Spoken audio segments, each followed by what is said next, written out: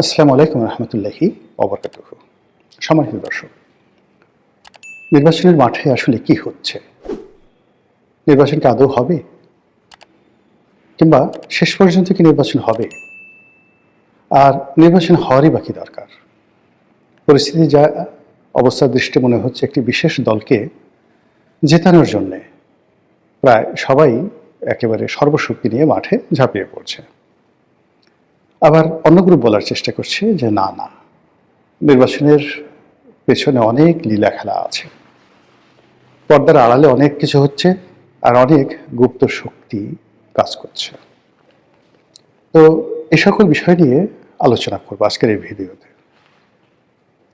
নির্বাচনের যে তফসিল ঘোষণা করার পর এখন যে অবস্থায় চলছে, সব কিছু নিয়ে রাষ্ট্রের বিভিন্ন সংস্থা যে তোড়জোড় দেখাচ্ছে, একটি নির্বাচন হওয়ার জন্য যা কিছু করা দরকার সর্বোচ্চ চেষ্টা তদবির করে বেসামরিক প্রশাসন, তার সঙ্গে সেনাবাহিনী, তার সঙ্গে পুলিশ বাহিনী যে হুমবি তম্বি করছে, যে লম্ফজম্ফ করছে, যে আনুষ্ঠানিকতা করছে, তাতে মনে হচ্ছে নির্বাচন তারা করেই ছাড়বে। আর বাংলাদেশের কারোর পক্ষে নির্বাচন বাতিল করা সম্ভব নয়।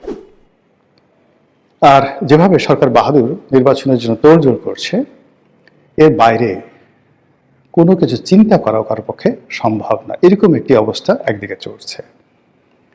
জেলা অফিসগুলো, সেটা ডিসির অফিস হোক, টিএনও অফিস হোক, কিংবা অন্য যে কোনো অফিস হোক, মারাত্মক ব্যস্ত। সরকারি যারা কর্মকর্তা, তারা তাদের দপ্তরের যে দৈনন্দিন কর্মকাণ্ড, এগুলোকে কেল্লাফতে করে তারা নির্বাচনের মাঠে দায়িত্ব পালনের জন্য ছুটে গেছেন। নির্বাচন কমিশন ভয়ানক ব্যস্ত। তারপর যারা রাজনৈতিক দলের নেতৃবৃন্দ রয়েছেন, বিজয়ী হবেন, তাদের ব্যস্ততা দেখার মতো। তো এই অবস্থাতে নির্বাচন নিয়ে প্রশ্ন করা মানেই নির্বুদ্ধিতা। যে নির্বাচন হবে কি হবে না, এটা প্রশ্ন করাই নির্বুদ্ধিতা। কিন্তু প্রকৃতির একটা নির্ধারণ খেলা আছে।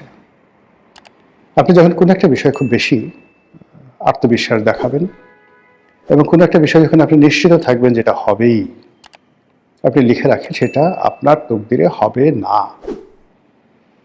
মানব জীবনে যে সকল বিষয় নিয়ে মানুষ দ্বিধাদ্বন্দ্বের মধ্যে থাকে, অনিশ্চয়তার মধ্যে থাকে, এমনকি তার জীবনের যে বড় বড় প্রাপ্তিগুলো মানুষের জীবনের, এর সবই আসে যাকে বলা হয় আনএক্সপেক্টেডলি, আশাতীতভাবে। প্রেম, বিয়ে, ভালোবাসা, বাড়ি ঘর, প্রভাব প্রতিপত্তি, সন্তান সন্ততির মতো গুরুত্বপূর্ণ প্রাপ্তিগুলো 99% ক্ষেত্রে যারা সফল, তাদের সবাইকে জিজ্ঞাসা করলে পাবেন যে এইরকমটি আসলে কল্পনা করিনি, স্বপ্নেও দেখিনি। কিন্তু যেই মুহূর্তে একটি মানুষ স্বপ্ন না দেখে বাস্তবতার জন্য শতভাগ নিশ্চিত হয়ে যায়, তাদের জীবনে দুর্ভোগ, দুর্দশা, ব্যর্থতা, অপ্রাপ্তি অনিবার্য হয়ে পড়ে। যেমন ধরুন, গ্রামের একটি কৃষক পরিবারের সন্তান।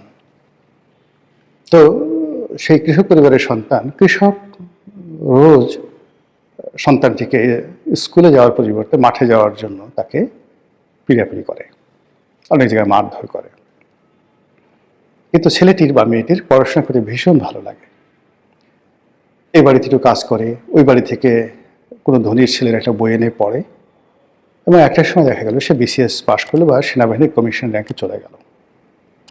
তো সে যখন বিয়ে শাদী করলো, তখন সে তার নিজের অতীতকে ভুলে গিয়ে সে জোরাজুরি করে তার ছেলের সন্তানকে তার মতো বানানোর চেষ্টা করলো।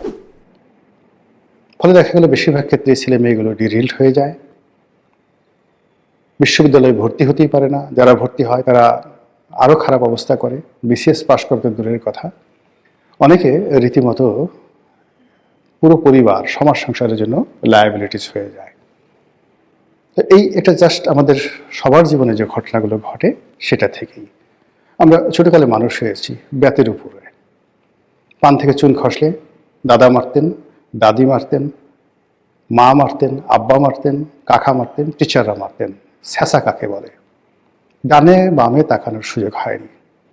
কিন্তু এই আমাদের মতো অনেক যারা এই কঠোর অনুশাসনের মধ্যে বড় হয়ে জীবনে সফল হয়েছেন, তারা নিজের ছেলে সন্তানদেরকে তারা আম দুধে মানুষ করার জন্য পাগল হয়ে যান। ফলে এই ছেলে মেয়েরা বড় হওয়ার সঙ্গে সঙ্গে পিতাকে ঘাড় ধরে বাড়ি থেকে বের করে দেয়। বৃদ্ধ হলে তারা সেই বৃদ্ধাশ্রমে পাঠিয়ে দেয়, বা তারও আগে মানে সম্পত্তি নিজেদের নামে লিখে নেওয়ার জন্য পিতামাতাকে মারধর করে। আর খুব অল্প বয়সে নেশাখোর হয়ে যায়, অপরাধমূলক কর্মকাণ্ডে জড়িয়ে যায়। এরকম অসংখ্য ঘটনা আমাদের সমাজে ঘটে চলেছে। কথাগুলো বললাম এই কারণে যে প্রথম পক্ষ যারা সফল হন তাদের কখনো কনফিডেন্স থাকে না, তাদের স্বপ্ন থাকে আর চেষ্টা থাকে। আর এই মানুষগুলো যখন তাদের স্বপ্নের যে সফলতায় পৌঁছে যান, তখন নিজের যে পরবর্তী প্রজন্ম সেটার ব্যাপারে অতিমাত্রায় তারা আত্মবিশ্বাসী হয়ে নিজের দুঃখ ডেকে নিয়ে আসেন এবং ছেলে সন্তানের জীবন সর্বনাশ করে দেন। সেই একই কথা এখানে প্রযোজ্য আমাদের রাজনীতিতে। এখন সবাই একটা ভালো নির্বাচন করতে চাচ্ছে এবং সবাই সবাইকে চমকিত করতে চাচ্ছে। বাংলাদেশ ভারতকে চমকিত করতে চাচ্ছে, পাকিস্তানকে চমকিত করতে চাচ্ছে, আমেরিকাকে, দুনিয়াকে চমকিত করতে চাচ্ছে একটা নির্বাচন দিয়ে। অথচ একটা ছোট থানায় একটা মব হলে 4-5 জন যারা মব করে, এই 4-5 জনের একটা মব নিয়ন্ত্রণ করার ক্ষমতা ওই থানা পুলিশের নেই। তারা দুনিয়া কাঁপানো একটা নির্বাচন দেবে। সেই নির্বাচন দেওয়ার জন্য তারা মোরালি, নৈতিকভাবে এই মুহূর্তে যারা দুর্বল আছে, আওয়ামী লীগের লোকজন, তাদেরকে গ্রেপ্তার করা, তাদেরকে অপদস্থ করা, এই কাজে তারা হাত পাকাচ্ছে। কিন্তু সমাজকে যারা অশান্ত করে তুলছে সেই দিকে নজর দেওয়ার মতো শক্তি, সামর্থ্য, মন, মানসিকতা তাদের নেই, তারা পারছে না।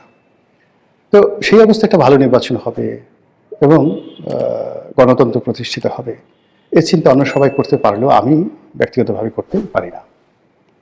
ইতিমধ্যে যে জিনিসগুলো আমরা বিভিন্ন সামাজিক মাধ্যমে দেখেছি, বহু সংখ্যক স্বতন্ত্র প্রার্থী, কেউ হয়তো কালে ভদ্রে আওয়ামী লীগ করতেন, কেউ হয়তো আওয়ামী লীগ করেন নাই, সাধারণ, কিন্তু পরজন্মে হয়তো তাদের কেউ মানে মারা গেছেন, এখন প্রার্থী তার দাদা, এই জন্য পরজন্ম বললাম, দাদা আওয়ামী লীগ করতেন, অথবা দূরতম সম্পর্কে শ্বশুরের খালাতো ভাই আওয়ামী লীগ করতেন। তো এইরকম অভিযোগ তুলে যে সকল স্বতন্ত্র প্রার্থী দাঁড়িয়েছিলেন তাদের অনেককে ঘাড় ধরে বের করে দেওয়া হয়েছে, অনেকের মনোনয়নপত্র বাতিল করে দেওয়া হয়েছে, অনেকের মনোনয়নপত্র জমা দিতে দেওয়া হয়নি। এই দৃশ্যগুলো আমরা দেখছি। এখানে কি হচ্ছে?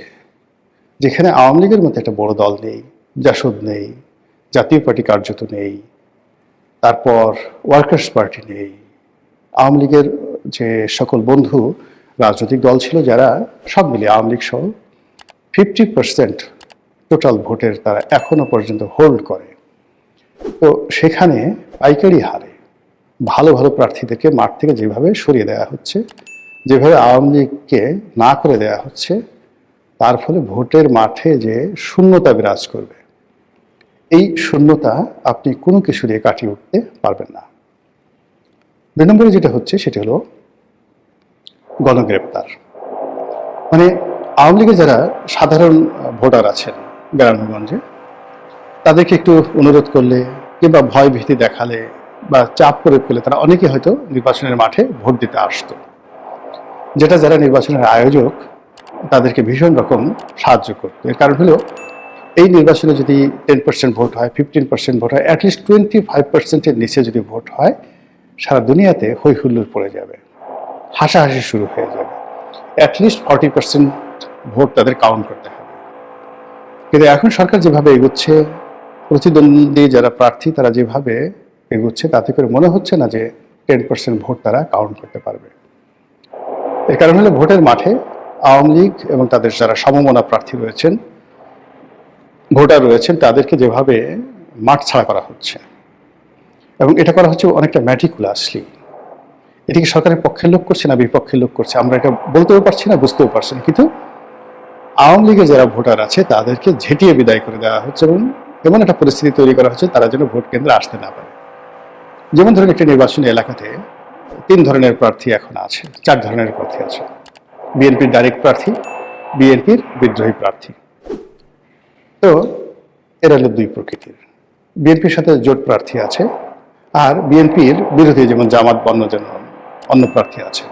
তো মোটামুটি 4টি ক্যাটাগরির প্রার্থীরা এই মুহূর্তে মাঠে রয়েছে। এখন ভোটের ময়দানে ধরুন জামাতের যে প্রার্থী আছে সে হয়তো আওয়ামী লীগের লোকের ভোট পাওয়ার জন্য, তাদেরকে মিছিলে আনার জন্য, আওয়ামী লীগের 2-4 জন নেতাকে যোগদান করিয়ে তার দলকে ভারী করার জন্য যে চেষ্টা চালাচ্ছেন, এটা দেখে বিএনপির লোক হিংসায় মরে গেল। তারা ওসি সাহেবকে গিয়ে বলল, জুলাইয়ের কসম, আগস্টের কসম, বিপ্লবের কসম, আপনি যদি ওই লোকদেরকে না ধরেন, এলাকা ছাড় না করেন, তাহলে আপনি আওয়ামী লীগের দোসর। বেচারা পুলিশ কি করবে? সে আওয়ামী লীগের লোকজনকে তাড়াচ্ছে। একই ঘটনা ধরুন বিএনপির লোক করছে, তখন জামাতের লোক গিয়ে তানাকে সেই একই প্রেশার দিচ্ছে। কেউ হয়তো বিদ্রোহী প্রার্থী আওয়ামী লীগের ভোটারদের পিছনে ছুটছে, অন্য প্রার্থী তারা সেই আওয়ামী লীগের ভোটারদেরকে টার্গেট করছে। অর্থাৎ আওয়ামী লীগের ভোটাররা আসবে তো দূরের কথা, কেউ যদি এই সময় যারা পক্ষ আসছেন, কেউ যদি আওয়ামী লীগের ভোটারদেরকে তাদের নিজ দলে সভা সমাবেশে মানে একটু ডাকেন, উপস্থিতির চেষ্টা করেন, তাহলে সেখানে যে একটার পর একটা অনার সৃষ্টি তৈরি হচ্ছে, তার ফলে নির্বাচনের মাঠ ফাঁকা হয়ে যাচ্ছে। এবং এই অবস্থায় যদি আরো কিছুদিন চলতে থাকে এবং ভোটারদেরকে ভয় ভীতি দেখানো হয়, বিশেষ করে সংখ্যালঘু এবং আওয়ামী লীগের লোকদেরকে, ধরে নিতে পারেন যে ভোটের যে ফলাফল সেটা চাঙ্গে উঠবে। তাহলে আমরা ওই যে 2014, 2018 কিংবা 2024-এর যে নির্বাচনগুলো, প্রশ্নবিদ্ধ যে নির্বাচনগুলো, আমরা কি সেরকম একটা নির্বাচনের দিকে এগোচ্ছি? মহান আল্লাহ ভালো জানেন। আমাদেরকে রক্ষা করুন। আসসালামু আলাইকুম ওয়া রাহমাতুল্লাহি ওয়া বারাকাতুহু।